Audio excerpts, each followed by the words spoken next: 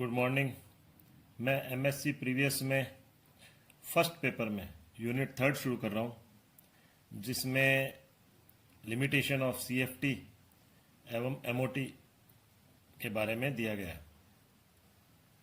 अब यहाँ सबसे पहले सीएफटी की लिमिटेशन को समझाने के लिए मैं मेटल लिगेंड बॉन्डिंग की बात करता हूँ। तो यहाँ मेटल लिगेंड बॉन्डिंग के लिए कॉम्प्लेक्स, जो मेटल कॉम्प्लेक्स है उसमें मेटल और लिगेंड की जो बॉन्डिंग की नेचर को दर्शाने के लिए तीन थ्योरी दी गई है।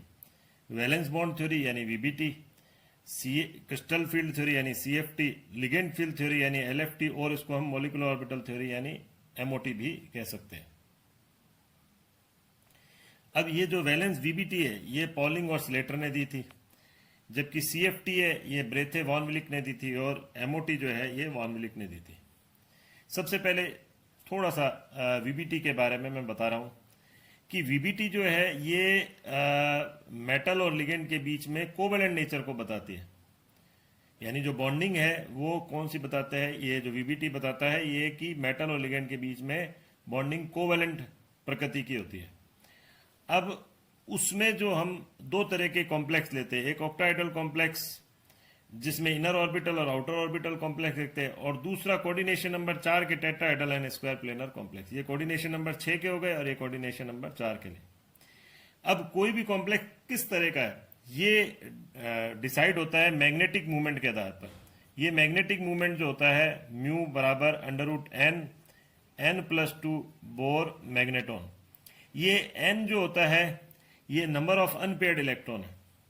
यानी हमें पहले मैग्नेटिक मूवमेंट पता होता है कॉम्प्लेक्स का, उसके आधार पर हम नंबर ऑफ अनपेयर्ड इलेक्ट्रॉन निकालते हैं और हमें यह पता लग जाता है कि वो कोऑर्डिनेशन नंबर अगर 6 है तो वो इनर ऑर्बिटल टाइप है या आउटर ऑर्बिटल टाइप है, ऑक्टाहेड्रल कॉम्प्लेक्स। और अगर कोऑर्डिनेशन नंबर 4 है तो वो टेट्राहेड्रल है या स्क्वायर प्लेनर है। ये मैग्नेटिक मूवमेंट से हमें पता लगता है। यानी मैग्नेटिक मूवमेंट के आधार पर हम नंबर ऑफ जो अनपेयर्ड इलेक्ट्रॉन निकालते हैं और अनपेयर्ड इलेक्ट्रॉन के आधार पर हमें यह पता लग जाता है। अब इस जो थ्योरी में लिमिटेशन क्या थी, तो सबसे पहले तो अगर मान लो किसी के सेम नंबर ऑफ इलेक्ट्रॉन, जैसे मान लो हम ऑक्टाहेड्रल की बात करते हैं, अगर उसका D1 D2 D3, अब वो अगर मान लो D1 D2 D3 है तो इनर ऑर्बिटल में हमें पता है D2sp3 हाइब्रिडाइजेशन होता है और आउटर ऑर्बिटल में होता है sp3 D2। तो हम ये कैसे डिफ्रेंशिएट कर पाएंगे वो इनर ऑर्बिटल है या आउटर ऑर्बिटल है। इसी प्रकार अगर D1 D2 D3 और D4 वाला कॉम्प्लेक्स है, यानी ये कोऑर्डिनेशन नंबर 4 के लिए हम बात कर रहे हैं, तो वो sp3 है या फिर हम कहेंगे कि वो dsp2 है। तो ये डिफ्रेंशिएट करना मुश्किल हो जाता है कि वो किस तरह का, नंबर ऑफ इलेक्ट्रॉन के आधार पर ये ज्ञात करना मुश्किल हो जाता है वो किस तरह का कॉम्प्लेक्स है। दूसरा, कलर और स्पेक्ट्रल प्रॉपर्टी की बात इस थ्योरी में नहीं की गई। और लास्ट जो लिगेंड की इंपॉर्टेंस, यानी कि वो किस तरह का लिगेंड है, स्ट्रांग है, वीक है, वो क्या इंपैक्ट डालता है कॉम्प्लेक्स पर, उसकी स्टडी इसमें नहीं की गई। अब इसके बाद सेकंड थ्योरी आई, वो थी सीएफटी। सीएफटी में मेटल और लिगेंड की जो बॉन्डिंग की बात की है, यहां पर पहले तो लिगेंड को पॉइंट चार्ज या पॉइंट डाइपोल के रूप में माना है और मेटल और लिगेंड के बीच में इलेक्ट्रोस्टैटिक अट्रैक्शन माना है, एक तरह से आयनिक बॉन्डिंग मानी है।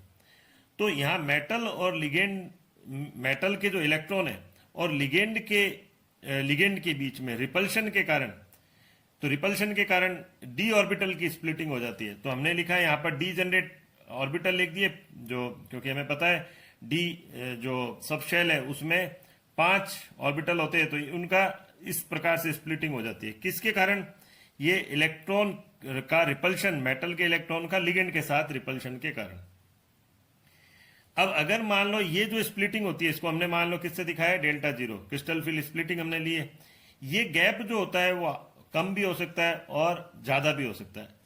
ये डिपेंड किस पर करता है, लिगेंड की स्ट्रेंथ पर, ये हम देख चुके हैं।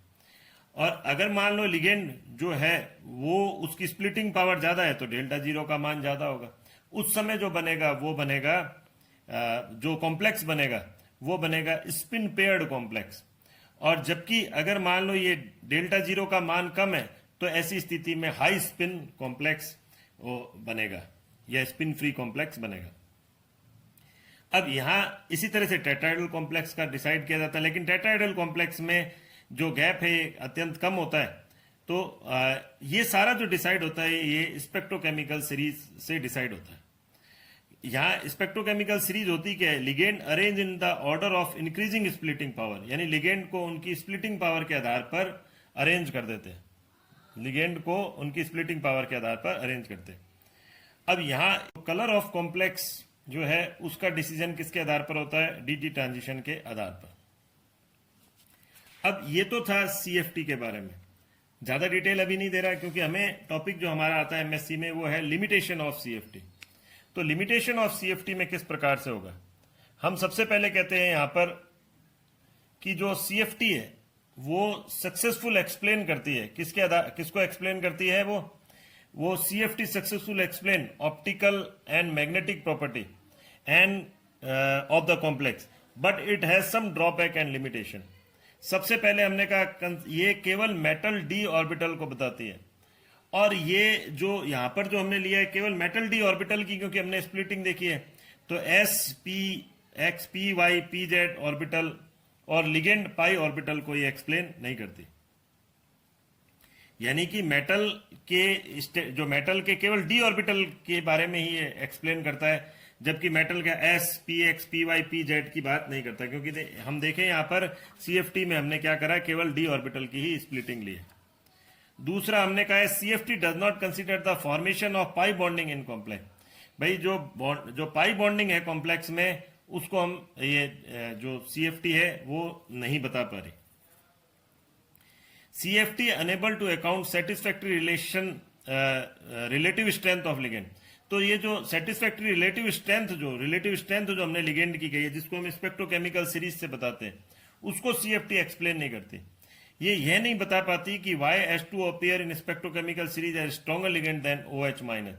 तो यह नहीं बता पाती कि H2O जो है उसकी स्ट्रेंथ जो है वो OH से ज्यादा है। इसी प्रकार जो X माइनस है, जैसे हेलोजन है, वो एनायनिक लिगेंड जो है वो लो एंड पर क्यों होते हैं स्पेक्ट्रोकेमिकल सीरीज में, यानी कि उनकी जो स्ट्रेंथ है वो कम क्यों होती है।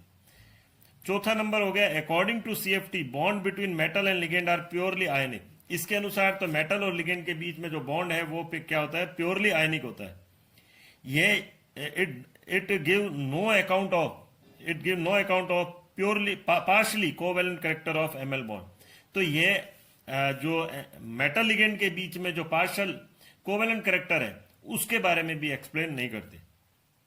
It not explain colour of complex having zero और फुल डी ऑर्बिटल।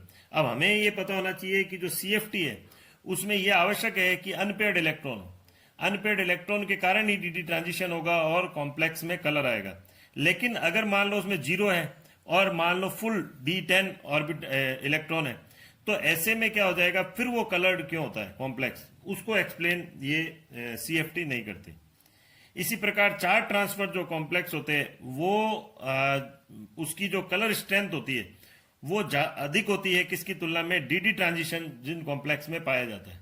तो charge transfer complex is more powerful than DD transition for explaining colour but not covered in CFT. तो सीएफटी में इसको भी कवर नहीं किया जाता। और लेकिन अब यहां पर हमने लिखा है physical measurement such as ESR, NMR and nuclear quadrupole resonance suggest that there is some measure of covalent bonding also present in complex. यानी कॉम्प्लेक्स में ना केवल आयनिक करेक्टर होता है बल्कि कोवेलेंट करेक्टर भी होता है, और ये फिजिकल मेजरमेंट ये दर्शाते हैं। So modified form of CFT is considered which is called LFT, ACFT यानी एडजस्टेड CFT जिसको हमने कहा है, और MOT या एक्सटेंडेड फॉर्म ऑफ CFT हम इसको कहते हैं। ये किसने दिया है, ये वॉन विलिक ने दिया है। हम ये देखेंगे कि MOT के बेस पर किस प्रकार से कॉम्प्लेक्स में कोवेलेंट बॉन्डिंग को समझा सकते हैं। तो यहाँ हम कह भी रहे हैं कि this theory based on overlapping of atomic orbital of central metal ion and those of ligand will occur to some degree whenever the condition of energy overlap and symmetry permit। यानी मेटल और ligand के बीच bonding होगी, कौन सा होगा, जैसे metal ligand sigma bond का हमने कॉम्प्लेक्स में, ये कब होगा, जबकि क्या होगा, जबकि एनर्जी ओवरलैप की कंडीशन और सिमेट्री की कंडीशन उनको परमिट करे। यानी यहाँ पर हम जो कह रहे हैं मेटल के ऑर्बिटल कंबाइंड होंगे, सेंट्रल मेटल जो कैटायन है उसके ऑर्बिटल कंबाइंड होंगे, किसके साथ? लिगेंड के साथ नहीं, ग्रुप लिगेंड के साथ कंबाइंड होंगे। जबकि क्या हो, उनको उनकी एनर्जी अप्रॉक्सीमेटली सिमिलर हो, उनकी सिमेट्री सेम हो। अब यहाँ जो अब हम आगे देखेंगे क्लास में, वो नेक्स्ट जो वीडियो में आएगा उसमें हम बताएंगे कि जो ऑक्टाइडल कॉम्प्लेक्स की हमें देखनी है मॉलिक्यूलर ऑर्बिटल थ्योरी, ऐसे टेट्राइडल कॉम्प्लेक्स की मॉलिक्यूलर ऑर्बिटल थ्योरी देखनी है, और स्क्वायर प्लेनर कॉम्प्लेक्स की मॉलिक्यूलर ऑर्बिटल थ्योरी देखनी है। तो आज एक बार हम इतना ही देखेंगे और फिर अगला जो टॉपिक है वो नेक्स्ट वीडियो में लेंगे। Thank you.